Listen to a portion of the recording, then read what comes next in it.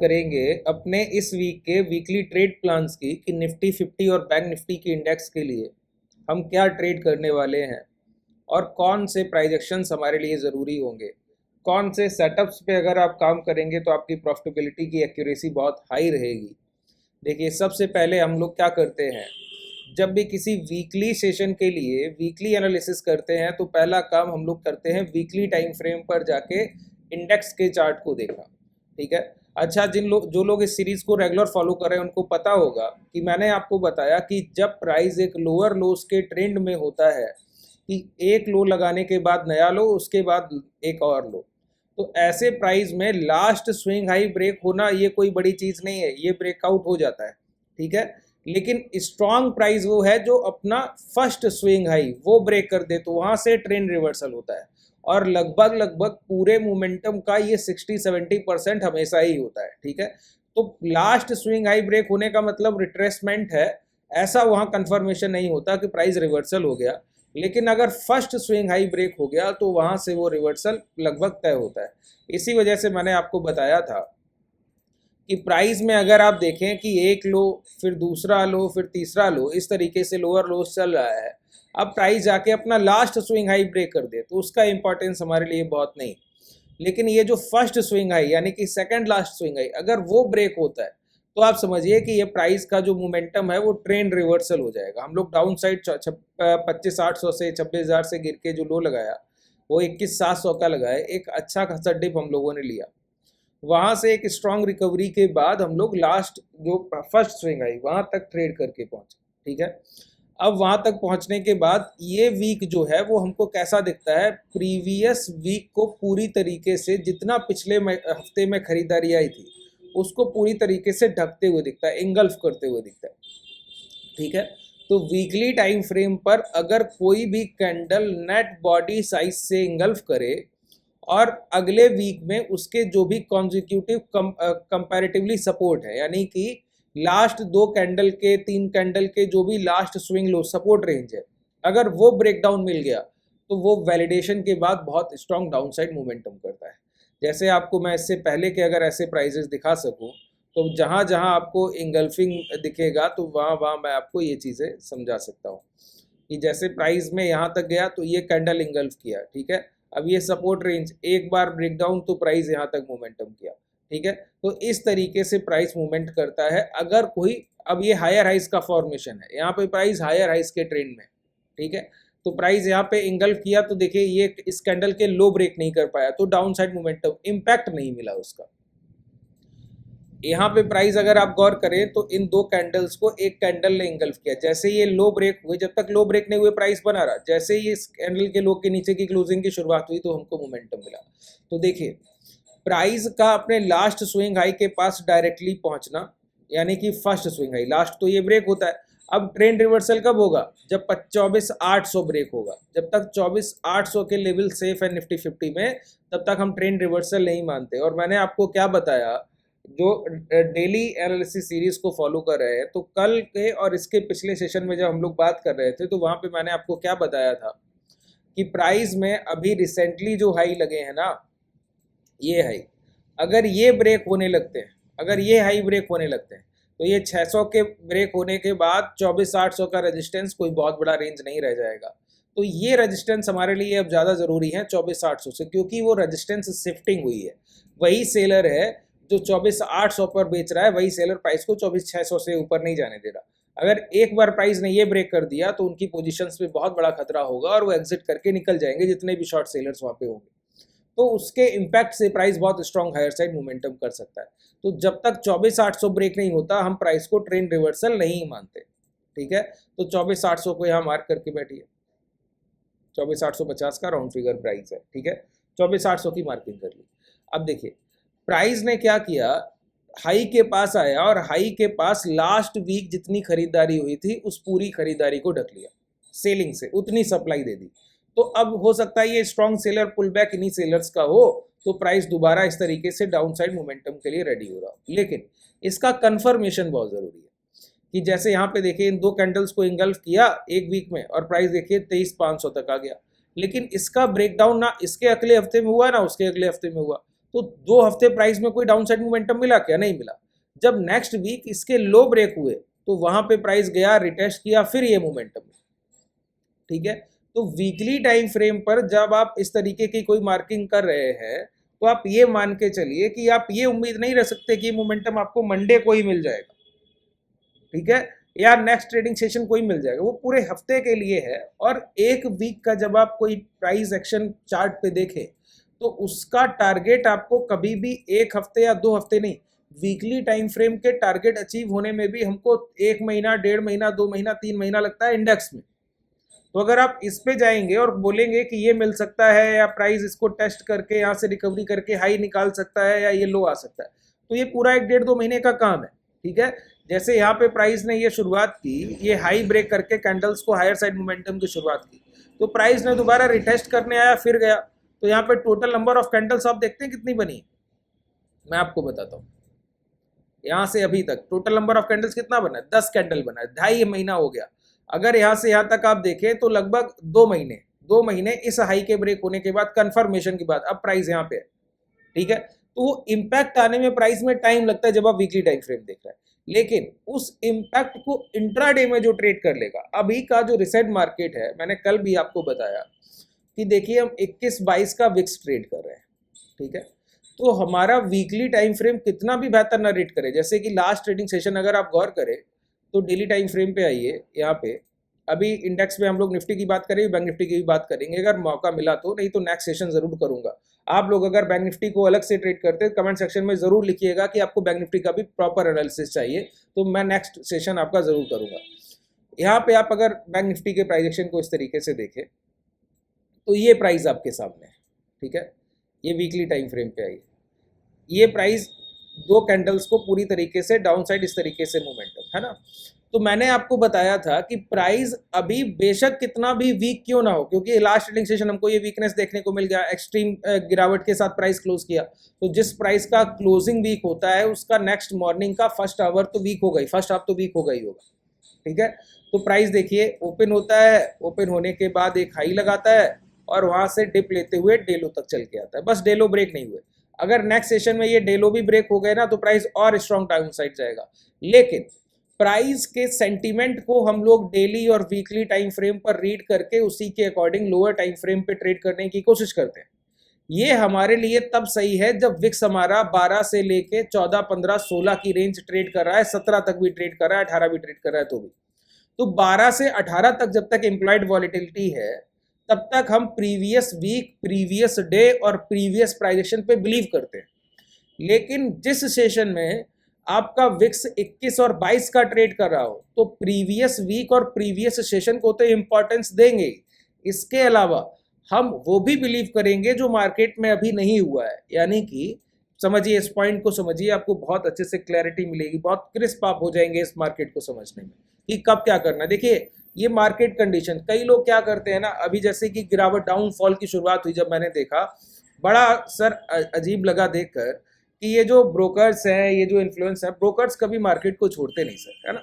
लेकिन ये जो सोशल मीडिया इन्फ्लुएंसर्स हैं ना, इन्होंने क्या किया इस टाइम पर, जब ये डाउन साइड गिरावट की शुरुआत हुई, हम लोगों ने 26,000 के 200 के हाई लगाए निफ्टी में और वहां से 21,800 गिर के आए। उस सर्टन टाइम पीरियड में पूरा इन्फ्लुएंसर ये इंडियन मार्केट छोड़ के चला गया और दोबारा से करेंसी ट्रेड कर रहे हैं, बिटकॉइंस को ट्रेड कर रहे हैं। तो ये जो चीज़ें हैं ना, ये इन्फ्लुएंसर कर सकता है, ब्रोकर ऐसा काम कभी नहीं करते।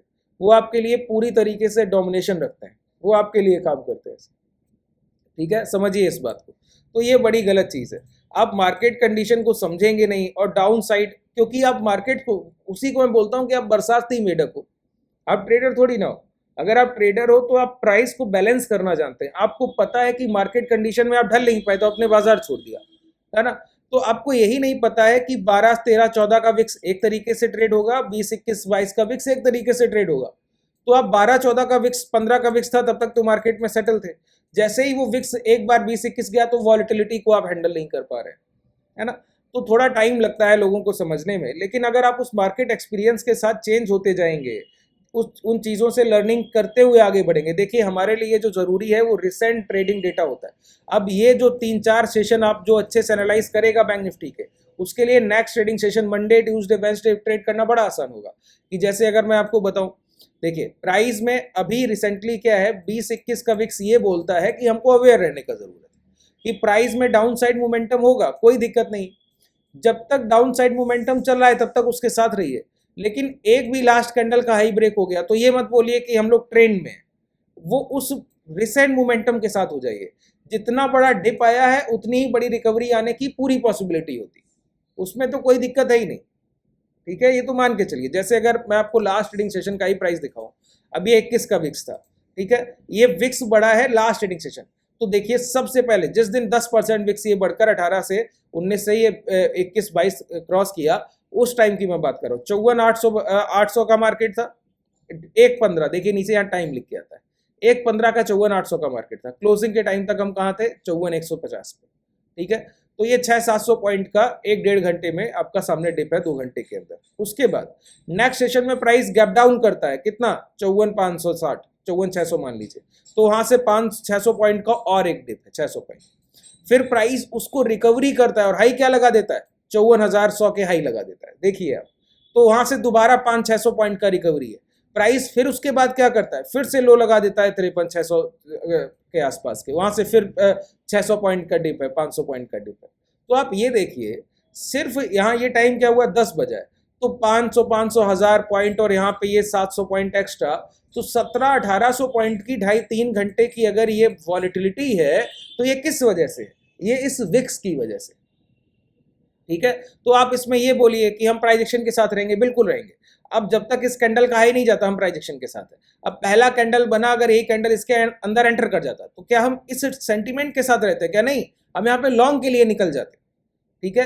तो देखिए हम लोग प्रीवियस डेटा को प्रेफरेंस देते हैं, लेकिन 20, 21, 22 का विक्स हमको ये समझाता है कि हमको मार्केट, कई लोग बोल रहे थे कि विक्स को समझाइए, मैं आपको बता रहा हूँ पॉइंट को समझिए कि मार्केट के सेंटीमेंट और रिसेंट ट्रेंडिंग साइड तो हम उसके साथ हैं ही, लेकिन अगर मार्केट कुछ अनयूजुअल करेगा तो हम उसको भी ट्रेड करने की एबिलिटी रखते हैं छोटे स्टॉप लॉसेस के साथ। ऐसा हम कभी नहीं करते जब 14-15 का विक्स हो।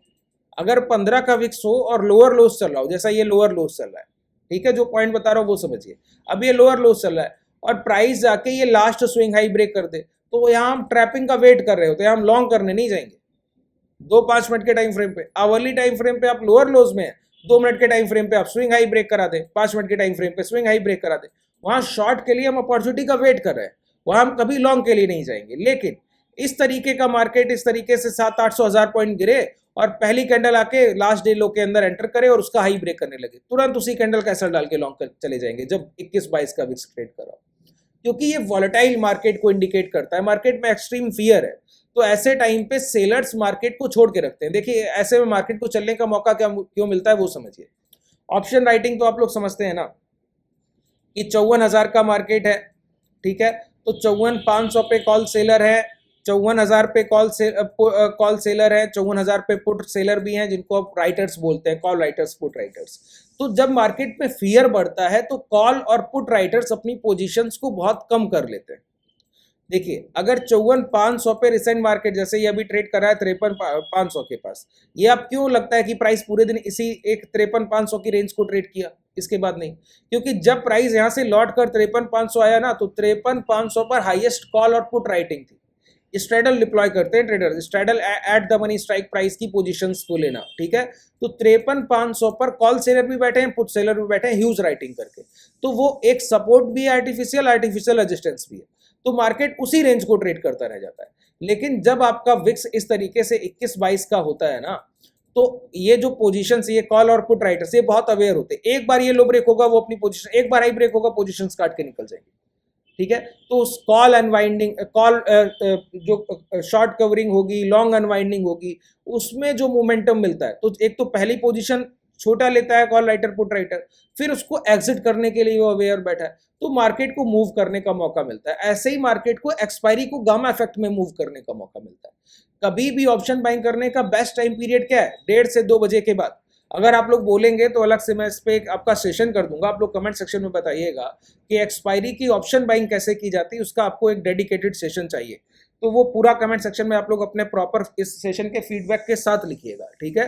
तो मैं वो आपका अलग से एक इंडिविजुअल सेशन करूंगा कि एक्सपायरी को, गामा इफेक्ट को आप कैसे ट्रेड करते हैं, और उसमें ऑप्शन राइटिंग को कैसे आप रीड करेंगे कि किस डायरेक्शन में मोमेंटम आना है। उम्मीद है आप बहुत अच्छे से उस चीज़ को भी कनेक्ट कर पाएंगे। तो मुझे अब लगता है कि आप ये पॉइंट समझ गए होंगे कि जब 21-22 का विक्स ट्रेड कर रहा हो तो ये इन्फ्लुएंसर्स की तरह मार्केट छोड़ के नहीं भागना है। ये नहीं करना है कि आप बाजार छोड़ के चले जा रहे हैं कि आपकी बस की बात नहीं रहेगी, नहीं। आप मार्केट कंडीशन को समझिए, उसके अनुसार ढलने की कोशिश कीजिए। ये वो मार्केट है जो ट्रेंड के साथ जब तक चल रहा है तब तक तो चलेगा, लेकिन हाई ब्रेक होगा तो इंट्राडे में अपना नैरेटिव चेंज करेंगे, पोजीशंस को चेंज करेंगे। वो शार्प माइंड और बहुत एग्रेसिव लचीलापन चाहिए होता है इन चीजों के लिए, ठीक है। वो आपको प्रैक्टिस से आ जाएगा धीरे धीरे जब आप काम करते रहेंगे। देखिए, जब तक प्राइस एक डायरेक्शन में, अब ट्रेड प्लान कैसे करते हैं वो समझिए। जब तक प्राइस डायरेक्शन एक साइड है, अब पहली कैंडल का हाई ब्रेक नहीं हुआ, लास्ट स्विंग हाई ब्रेक नहीं हुआ, यहाँ पे लास्ट स्विंग हाई ब्रेक नहीं हुआ, तब तक हम जो रिसेंट मोमेंटम चल रहा है उसी में जिस प्राइस से डिप आया होगा वही हमारे लिए ट्रेडेबल प्राइस है, ठीक है। उसी जो सेंटीमेंट चल रहा है, अभी क्या चल रहा है, डाउनवर्ड्स मोमेंटम चल रहा है, तो हाई के पास हमको ये पकड़ना होता है कि प्राइस में डिप कहां से आया। बहुत ध्यान से समझिए, आपको पूरा एक प्रॉपर ट्रेड प्लान मिल जाएगा। यहाँ पे आप देखिए कैंडल इंगल्फ किया, यहाँ पे आप देखिए ये कैंडल एक इन्वर्टेड हैमर कैंडल बनाया, फिर उसके हाई ब्रेक नहीं हुए, मोमेंटम मिला। एक हैमर कैंडल बनाया, उसके लो ब्रेक हुए, वहां से मोमेंटम मिला। तो आपको समझ आ रहा है कि प्राइस जब भी स्पाइक ले रहा है तो स्विंग हाई के पास से मोमेंटम इंगल्फिंग, इन्वर्टेड हैमर और हैमर के लो ब्रेक होने पे मिल रहा है, ठीक है। तो ये तीनों चीजें समझ लीजिए। यहाँ पे प्राइस देखिए, मोमेंटम करके गया, दोबारा आया, ये इन्वर्टेड हैमर कैंडल, जैसे ही लो ब्रेक हुआ मोमेंटम, ये इन्वर्टेड हैमर कैंडल, लो ब्रेक हुआ मोमेंटम, ये कैंडल इंगल्फ कर रहा है हैमर कैंडल के, लो ब्रेक कर रहा है मोमेंटम, ठीक है। तो इस तरीके से, क्योंकि ये रिसेंट सेंटीमेंट है, जब तक इसके हाई ब्रेक नहीं हो रहे तो इसी ट्रेड प्लान के साथ चलेंगे जो लोअर लोज के फॉर्मेशन में जहां से मोमेंटम मिल रहा है वही हमारे लिए एग्जीक्यूशन प्राइस है। लेकिन एक बार हाई ब्रेक हो गया ना, तो 21-22 के विक्स में फिर हमको क्या देखना होगा, ये हायर हाइज जब ये प्राइस ऊपर चल के गया तो किस सेटअप से गया, ठीक है। तो बॉटम के पास से जो स्विंग बने वो उनको ध्यान रखना होगा।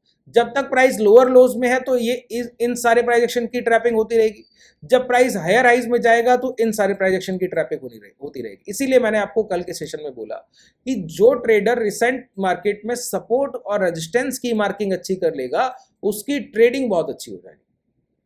कि आप सपोर्ट रेजिस्टेंस की मार्किंग अच्छी रखिए, उनके ब्रेकआउट और ब्रेकडाउन पे नजर रखिए, और रिसेंट मार्केट कंडीशन में जो सेटअप पे पुलबैक से डिमांड और सप्लाई उठी है उसी लिक्विडिटी को, सेटअप को ट्रेड कीजिए। आप देखिए कभी किसी भी 21, 22, 23 की विक्स में भी दिक्कत नहीं आएगी, और आप 14, 15, 16 का विक्स आपको ऐसे लगेगा कि हल हुआ है, ट्रेड करने की कोई दिक्कत ही नहीं हो रही।